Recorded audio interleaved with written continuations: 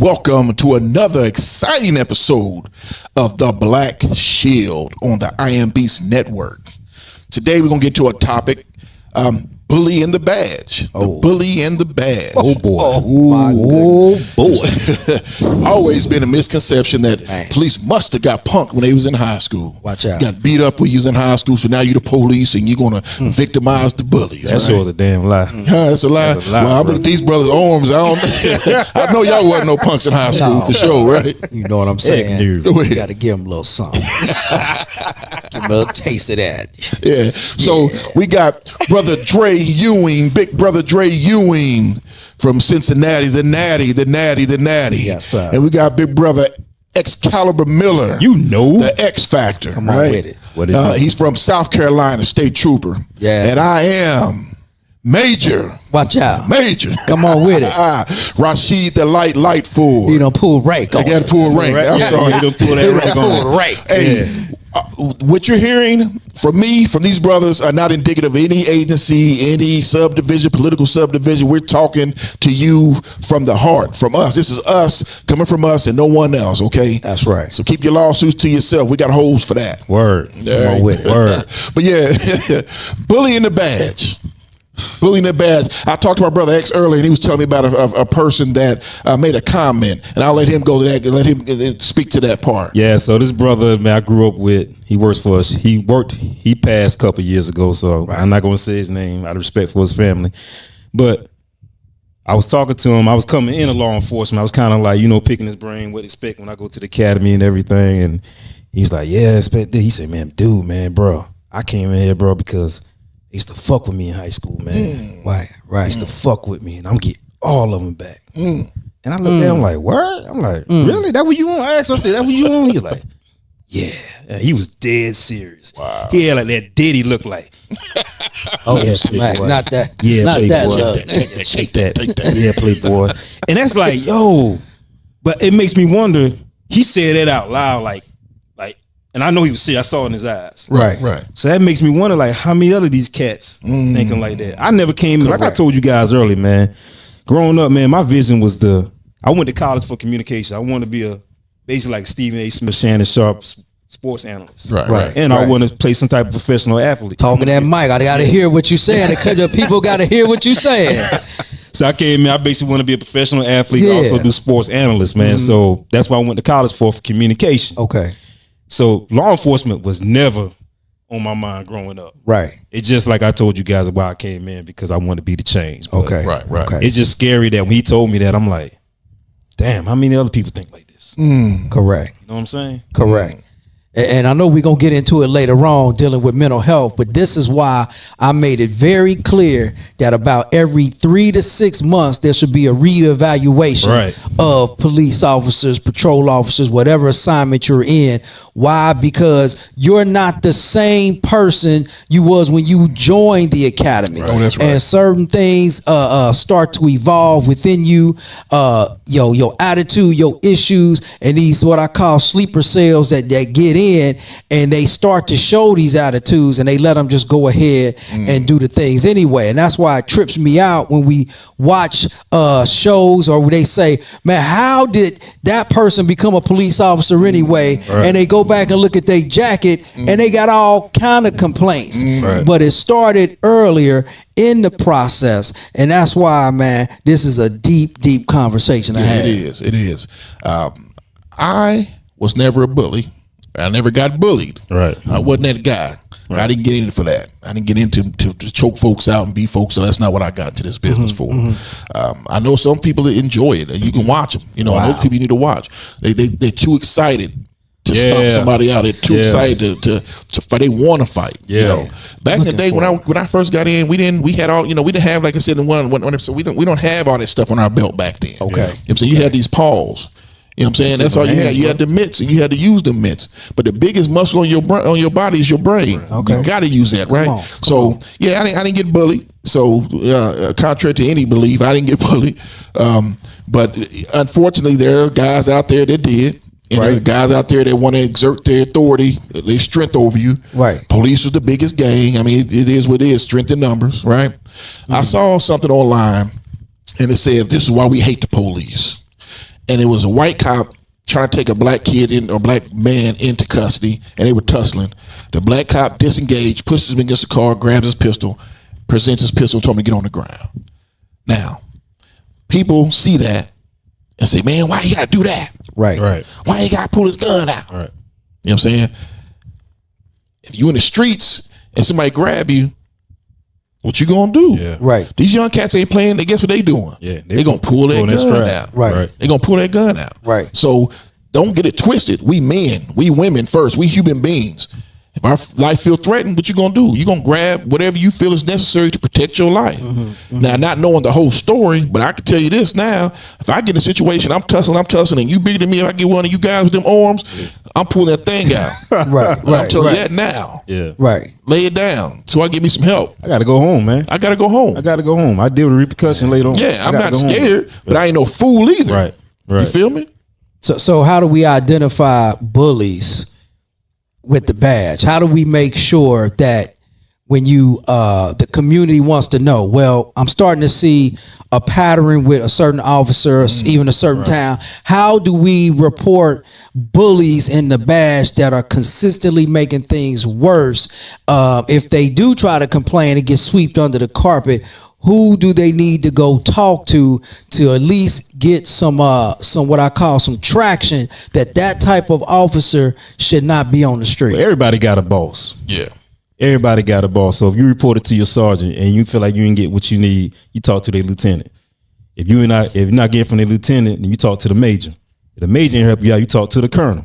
If the colonel ain't help you out, then you go to the governor. Oh, the governor. Yes. Okay. Everybody got a boss. We're gonna keep it real. We're gonna keep it real. We ain't hiding nothing. We tell you how to get it out there. Right. The whistleblowers, if you have that going on in your department, your agency, whistleblowers are protected. Right. They are protected. And if you feel like, yo, this guy's always in excessive uses of force, he's always, and he talks about it and brags about it. That's what he talks. Man, I'm gonna do this. You know, he's got a problem. Right. Now, as a brother, we probably want to talk to him first and pull him to the side and say, man, what's going on? Is he going through a divorce?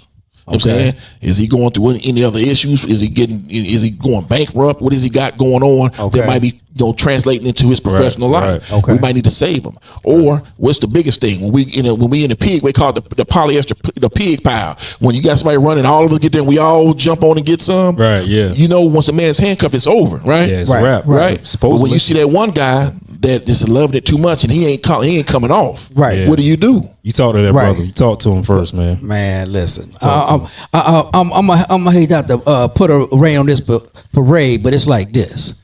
You got this right here. Let me just go ahead and sweep that under the carpet. All right, because that's what happens. That's what happens. Because when they say, everyone bleeds blue. Don't snitch on your own. These are the things that the cover up does in the process, that you're not helping actually your fellow officer. You're hurting them. That's right. Because that individual needs some serious help. So sometimes, just what you said, it does go up the ladder, and it's just a little sweep carpet, because that goes back to an episode we did on leadership. How do we discuss? And you know what? I'm gonna refer you to make sure you talk to somebody. Right. It's necessary at this point, because you can't continue in this manner. So if I, as a supervisor, consistently sweep it under the carpet, then that situation on my hand, just as guilty as the person that's right. Thank just you. as guilty. And another way you can make sure that it gets done is say, hey, I'm not working with him.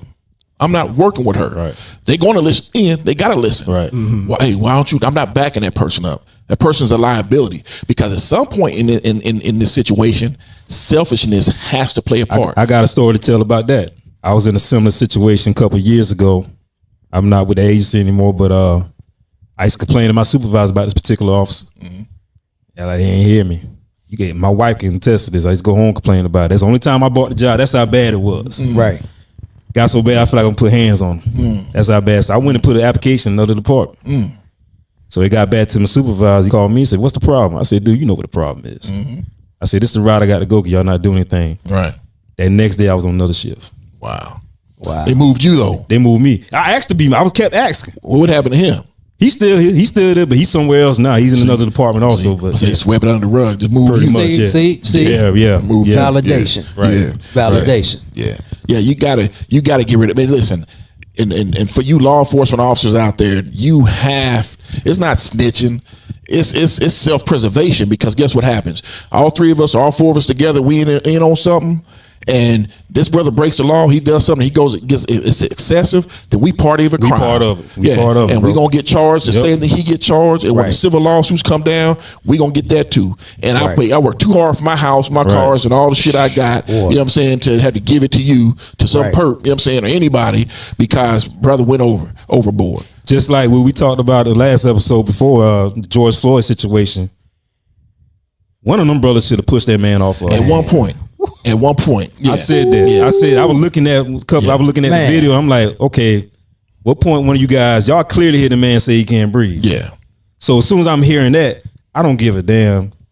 You my coworker, my brother. I don't give a damn. You my coworker, my brother. I'm pushing your ass off of. Oh yeah. See. Oh yeah. You got to. Yeah. You got to. And I'm not too versed in that case. I mean, I remember it, and then so much that goes on. Yeah. But then they charge some of them other officers that's what I'm too? saying. They got charged also. They got charged. I don't think it's nothing a crazy sentence they had, but they did get charged. But they still got blasted because they didn't do that. Just stood there. Hey, if you are your brother's keeper like you say you are, then you help your brother and get him up out of there. Right. If you see you getting heated, hell, I've been on both sides of that. I've been the one going off, and they like, hey, chill out. It's done. It's over. Let's go talk about it. Yeah. Let's go take a breather. Go get in the car. Right. We have to do that. Right. If you don't, I mean, you don't know what that brother's going through. You want to save his life. Not justifying what he did, but we all been in that situation. Sometimes you do. It's like an adrenaline. Maybe he didn't hear Joe. I'm not defending what he did. Right. But maybe he didn't hear him. Right. But one of them guys heard. I know they heard it. It was too many officers out there that was sitting there watching. Yeah.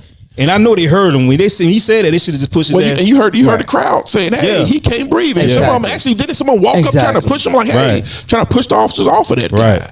You know what I'm saying? And that's when it's bad, because typically folks ain't really getting involved that close. You got some people that just the exception. They got their phone and want to throw it in your face. Right. But most people ain't really getting involved with somebody that ain't their family. Yeah. If you see a citizen getting involved, it's not law enforcement, but you know it's kind of because he's a human being, and they realize, he can't breathe. Right. And we've always been taught, if they talk and they breathing. Right. But that's not always the case. Right. Yeah. He's breathing, but he's not for long. Right. So yeah, we have to, as police officers, we have to be each other's keeper, man. We have to. You can save his career, you can save his life, and definitely can save the life of that person that they trying to take into custody, right? Right. Listen. You're right. Yeah. There's a lot of weak officers out here, weak individuals, man, that got bullied in high school.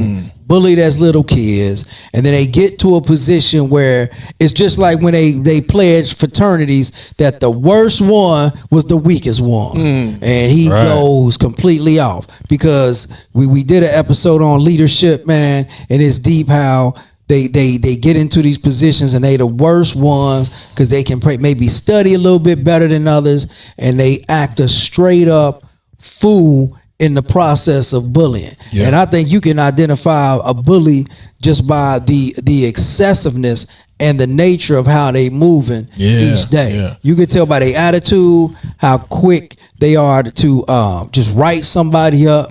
Their demeanor is completely disrespectful. Some officers, man, I used to be like, man, don't show up on my radio run, because I can have everything calmed down. Here come this fool coming to the scene and wreck the whole process. One person, instead of one person going to jail, 10 people going, because he done excited everybody. Man, I thought I was the only one like that. That's my, if it's not a fatal or nothing like a DUI or something like that, where I need for you to sit by wait for the record for me, don't show up to my scene. I got this handle, bro. I've canceled people over the radio for that negative. Start somebody else. What? Hey, I'll tell you later. Now I got a question. This is somewhat on bullying, and it could be a topic for another show, but we're gonna break into it right now.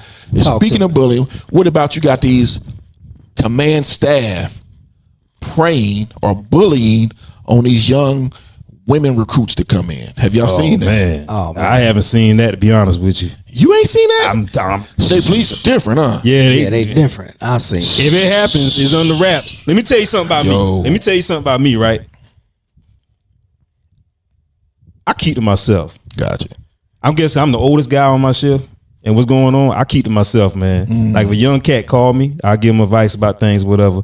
But I keep to myself. So if it's going on, God honest truth, I don't know about it. That's how much I stay to myself. Yeah. Sometimes I got a cat on Highway Patrol call me up and say, "Hey man, you heard about such and such?" I said, "Man, when this happened?" Say, "You ain't know." I said, "Nah, bro." So at state level, I haven't seen it. Even on a municipal level, because maybe if I work for a small town, if I work for a small town, I would have definitely seen it. Right. Well, the agency I was Now, at you was ATL. So I know, listen. and you Cincinnati, so I where you talk about the chief, Well, they've actually calmed it down a lot with the sexual harassment policies.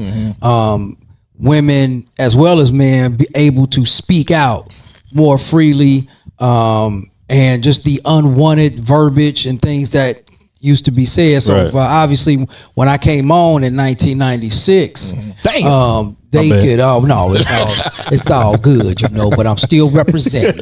You know what I'm saying? I was in middle school, man. Yeah, I know you wasn't but a little baby. I was just there, little baby. Still look good, bro. Hey, I appreciate it. Much love to you. Motivation.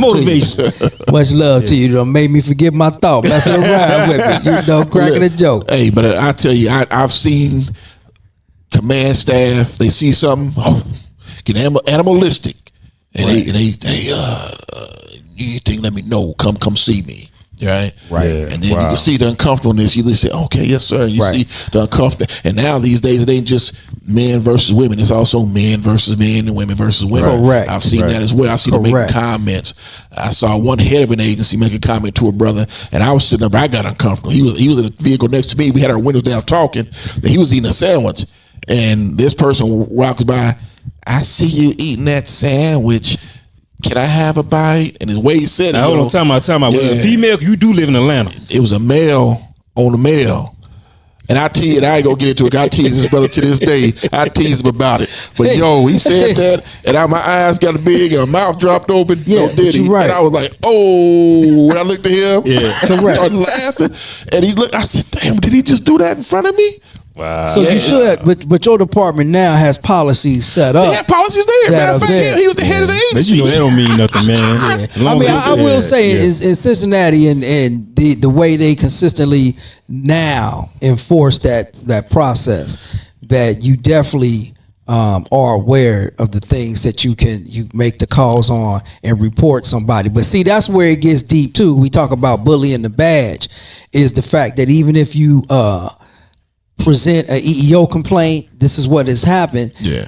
It's interesting because the department is policing themselves. Right. And I've always said the police cannot police themselves. Right. So you filling out this EEO complaint, this has happened to me, for those equal opportunity, and here it is, equal employment opportunity format, and you send it in and they get it and they go, well, this my friend, the person that's in the command staff is friends with the person you writing up, and they say, we just gonna send it on through, and it disappears. And that's why I said it's a lot of stuff that goes on that we don't know about because not too many people are stepping up and stepping out. But guess what? Brother Dre is gonna start naming all kind of names. Y'all been running for almost 30 years and you can't run. That's right. Call them out, baby. Call them out. No more. I ain't gonna call no names yet. I'm still in the trenches, but I will say, some of the folks that do that make the policy, right? Now, one good thing I can say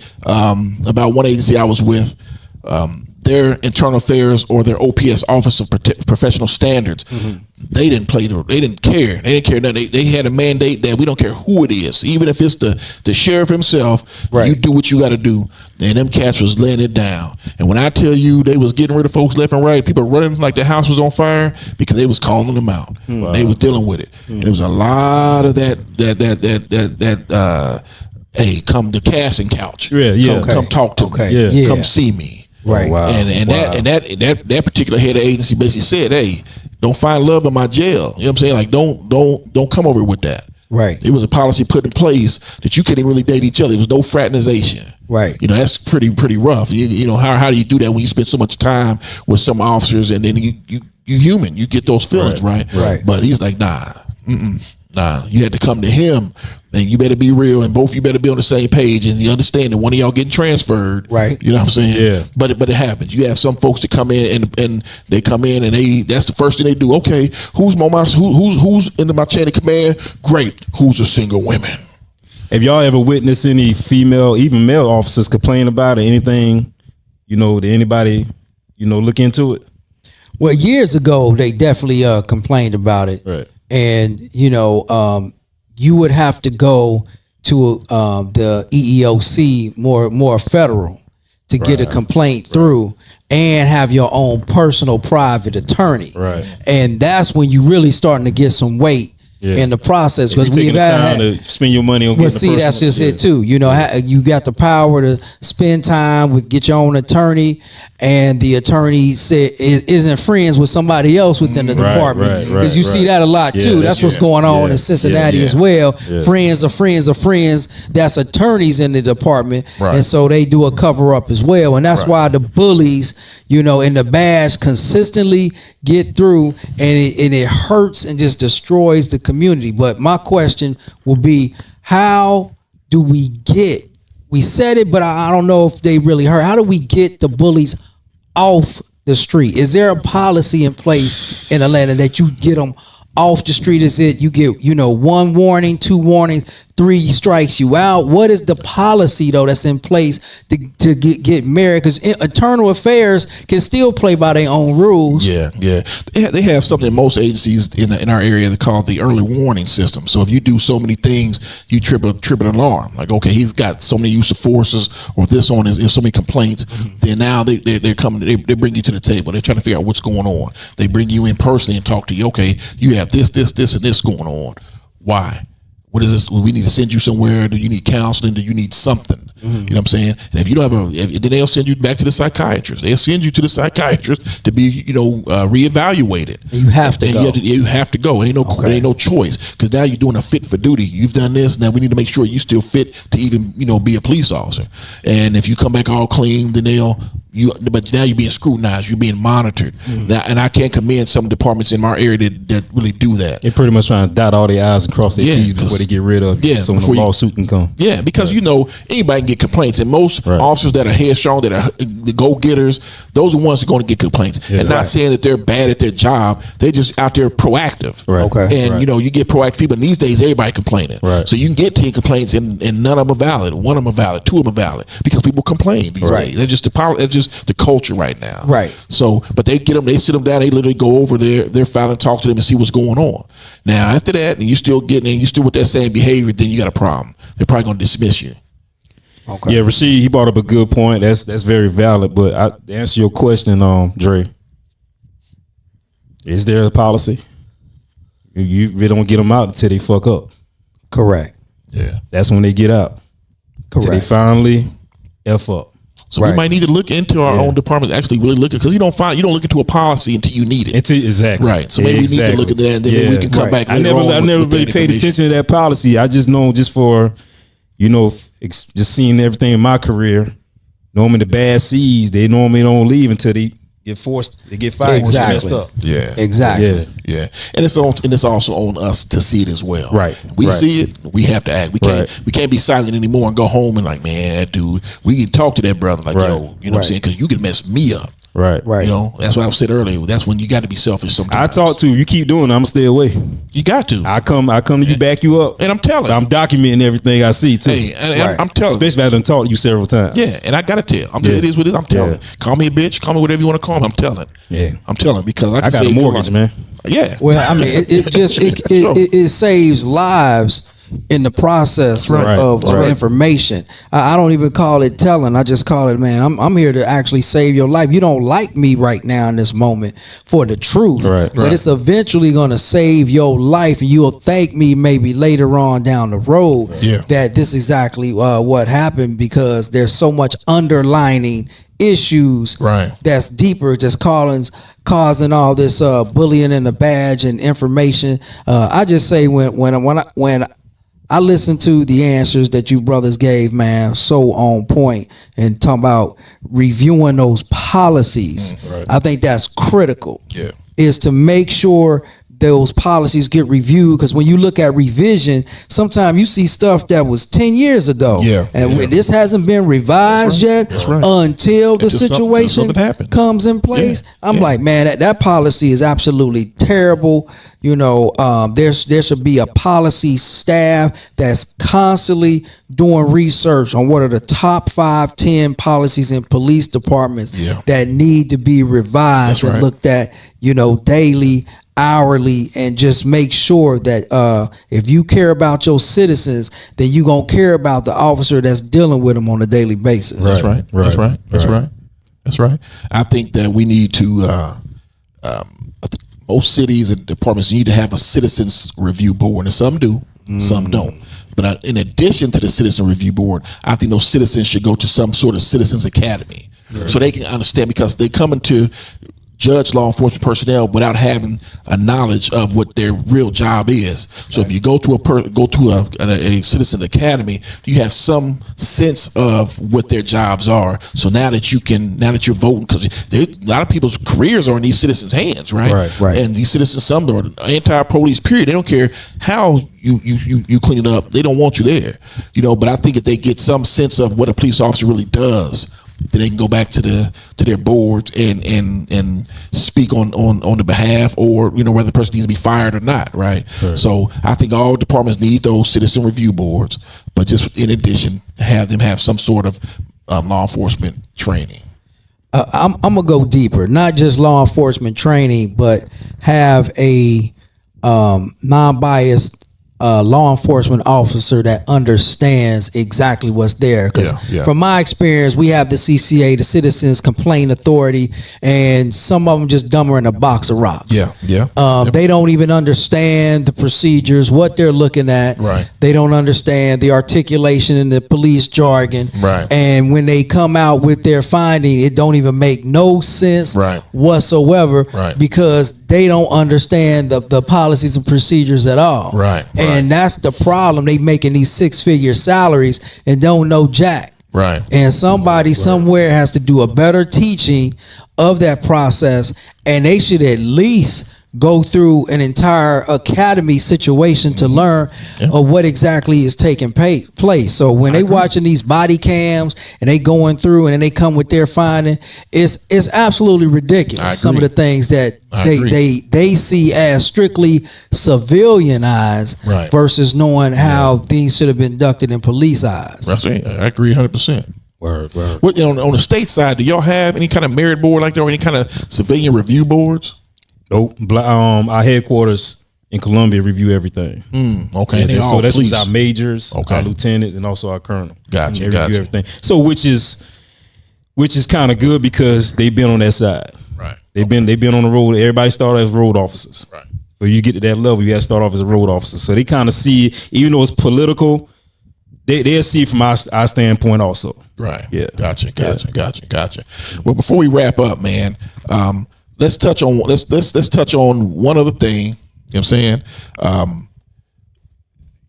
FTOs, like you said in a previous episode, when guys come out of the academy, they're first touched by an FTO, right?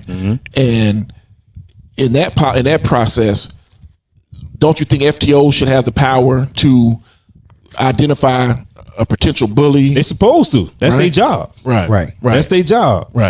And but you can't identify what you are yourself. Word. You just hit it on the head, man.